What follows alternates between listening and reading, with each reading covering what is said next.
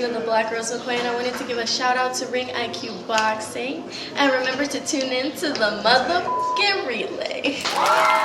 Welcome to the motherfucking relay. We're covering today's top boxing news. Ow! Okay, we'll start with this. But Dominic Brazeale had this to say. He says he's confident he would knock Dillian Whyte out. He was quoted as saying, "I think it's a pressure style fight. He's going to try to bring it for a little bit. I'm going to try to bring it for a bit. In the end, the fans are going to be very pleased with what they get out of the fight between myself and Dillian Whyte. He's a knockout artist. He loves to throw leather with bad intentions, and I like to do the same. I think I have the upper hand on him as far as strength and athletic ability. Of course with size. In the end, I think I come out with the knockout win for sure. My ability to have been in the ring with some of the best in the heavyweight division so far will be way too much for him. I think he has problems making adjustments as far as fighting guys who can box as well as fighting guys who can throw leather. I studied him for a while. We were in some heavy contract negotiations. I think at this point he's a top-class fighter from the UK. I'm a top-class fighter from America. It makes for a great fight. You know, it's not often you'll hear me say that I'm against a fight. It's not, as that goes against the very nature of the sport. The nature of the sport is competitive. Thus, wanting to fight the best fighters that are out there, that's a part of the job. You're supposed to want to do that. And in that way, it's not often you'll hear me say that I'm against a fight. But I am very much against this fight. And here's why. On February 12th last year, it was reported that the WBC had sent down an order for Dillian Whyte to lock horns against Dominic Brazeale. That was February of last year. Dominic Brazeale entered negotiations to fight Dillian Whyte. He did, up until the point that things went sideways for the Wilder versus Fury rematch. As we all know, Tyson Fury crossed over to the top-ranked side of things, and that slowed things down for the Wilder rematch. As a result of this, the rematch ended up getting pushed back. We all know it. And a new order had come down from the WBC. A new order that would see Deontay Wilder satisfying his mandatory in Dominic Brazeale. Dominic Brazeale effectively left Dillian Whyte high and dry in the midst of negotiations. And he admitted to doing this. Or at least he admitted that he was prepared to do this in late February. That now things are slowing down between Fury and Wilder. That opens the door for Brazeale to get his title shot. A title shot that he really didn't fucking deserve, but that's another story. Right. Better still, it was Dominic Brazeale that left Dillian Whyte high and dry last year. This year, it's Dillian Whyte that's got the title shot. It's Dillian Whyte who's the mandatory for the green belt. So, why should Dillian Whyte waste any time on this guy? I want you guys to think about this for a second. What the WBC basically did was afford Dominic Brazeale a world title opportunity for fighting Eric fucking Molina. Yeah. That's essentially how he got the shot. Fighting Eric Molina. Now you tell me, how do you think beating Eric Molina compares with beating Robert Helenius? The same Robert Helenius that just flattened Adam Kovnowski. How do you think beating Eric Molina compares with that? How do you think beating Eric Molina compares with fighting Derek Chisora 2 times? Or former WBO champion Joseph Parker? Unless we forget, Dillian Whyte already adhered to a WBC mandate when they ordered him to fight Oscar Rivas. How do you think beating Eric Molina compares with all of that? So that Dominic Brazeale can turn around and try to land himself a fight with Dillian Whyte, the same Dillian Whyte who you were supposed to fight, but you walked away from? You know that Dominic Brazeale hasn't had a fight since May of last year, when he was flatlined by Deontay Wilder in what was a title shot that he really didn't deserve. But he got it, and that's how it happened. He got flatlined. And since that time, he hasn't fought anybody, so why should Dillian Whyte afford you the opportunity to challenge him for interim status? Makes absolutely no sense.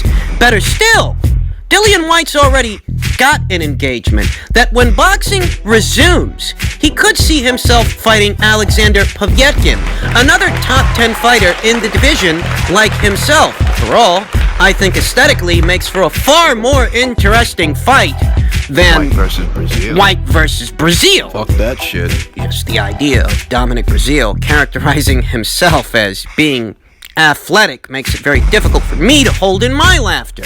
as Dominic Brazeale's base style is more akin to what we saw in the heavyweight contest of November 1996 when Dredrick Tatum defended the heavyweight title against one Homer Simpson. Homer Simpson, who was a glutton for punishment in all the same ways that Dominic Brazeale here today is a glutton for punishment. Not particularly athletic or athletically gifted, not the fastest feet, not the fastest hands.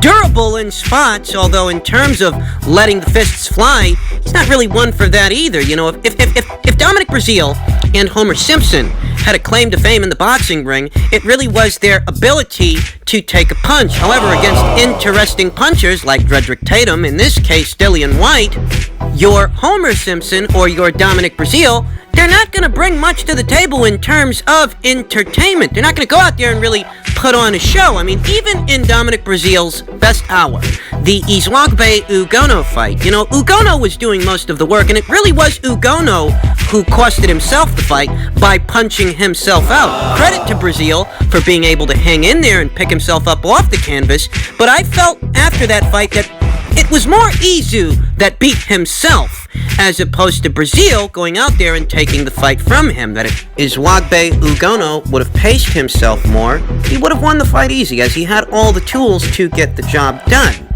Better still, in light of this news, you know, Brazeale versus Whyte, I don't want to see that fight, and I don't think that Dominic Brazeale deserves it. You haven't had a fight since last year, and last year the only thing you really did was get flatlined by Deontay Wilder. So where do you get that you should be afforded a opportunity to fight for interim status? To get yourself what? What? Another title shot? No, thank you. I don't want to see that.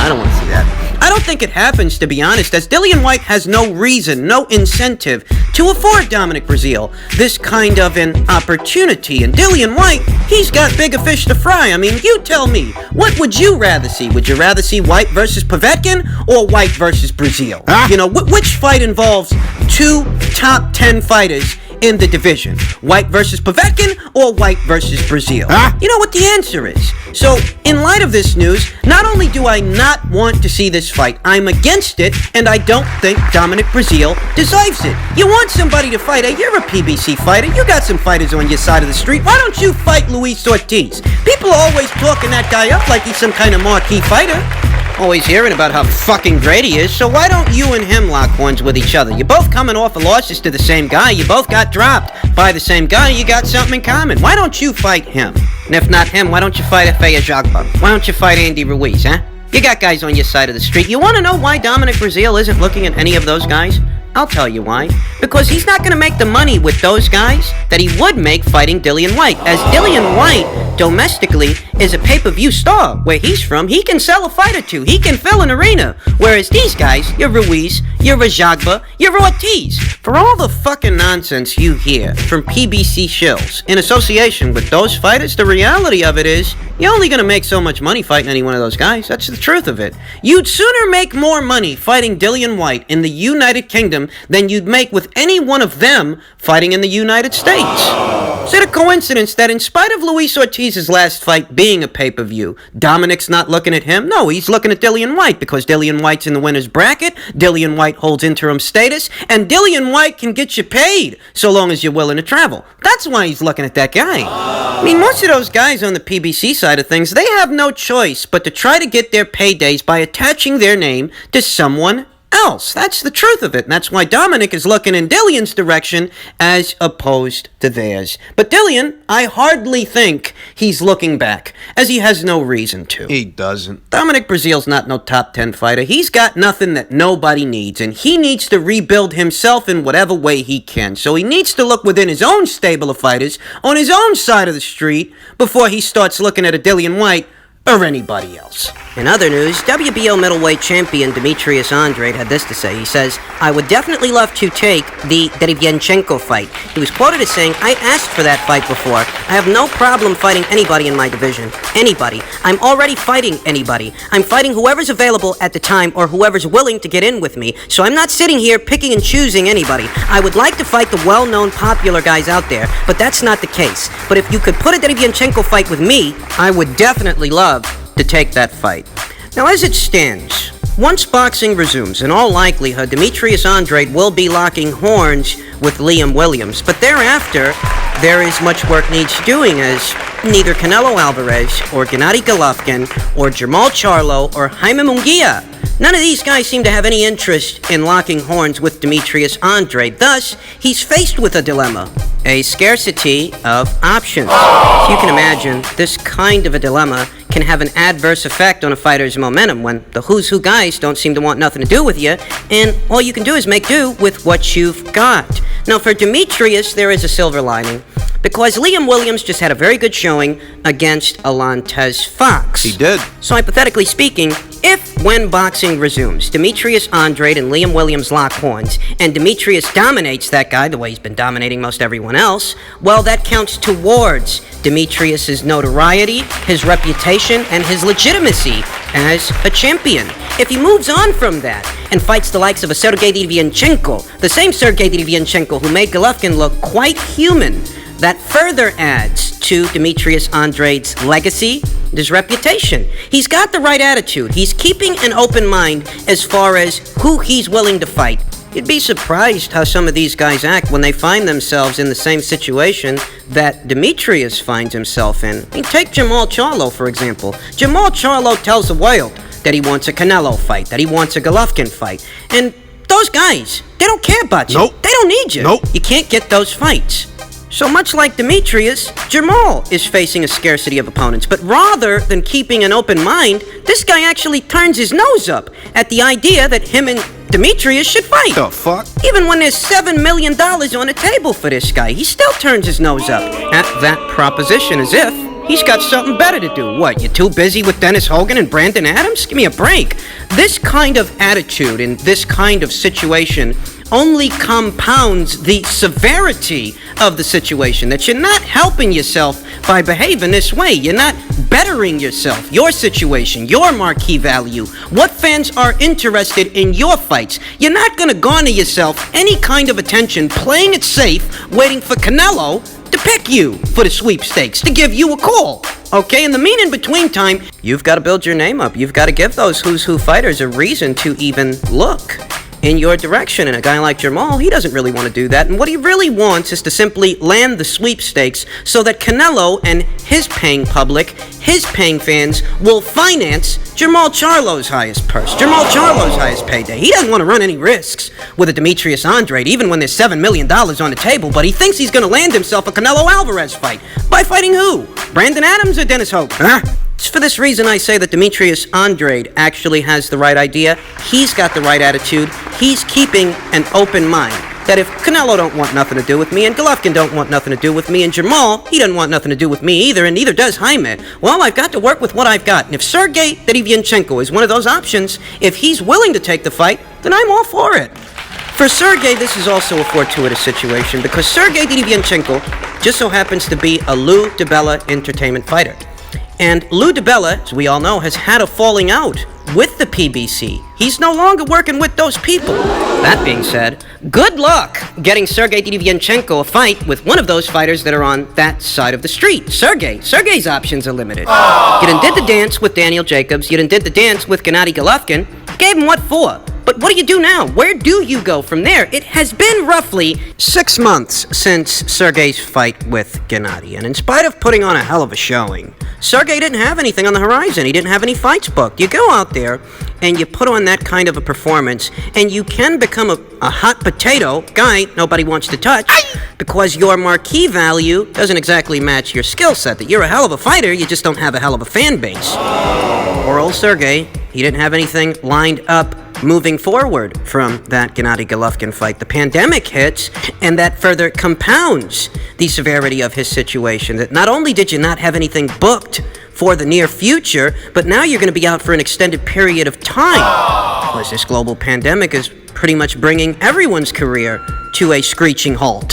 However, the silver lining here for Sergey is that Demetrius is willing to give him the time of day, that he's willing to fight him. So what Sergey's people need to then do, in light of this, is get on the phone with Eddie as soon as boxing resumes and have Sergey fight on the undercard of what is Andrade versus Williams. So that if both of those fighters make it through their fights, can move on from that to lock horns with each other. Sergey's got to get back in the winner's bracket. He needs to get in there and remind people what he's capable of. An ideal scenario for that to happen is on the undercard of a Demetrius Andrade WBO title fight. It makes perfect sense.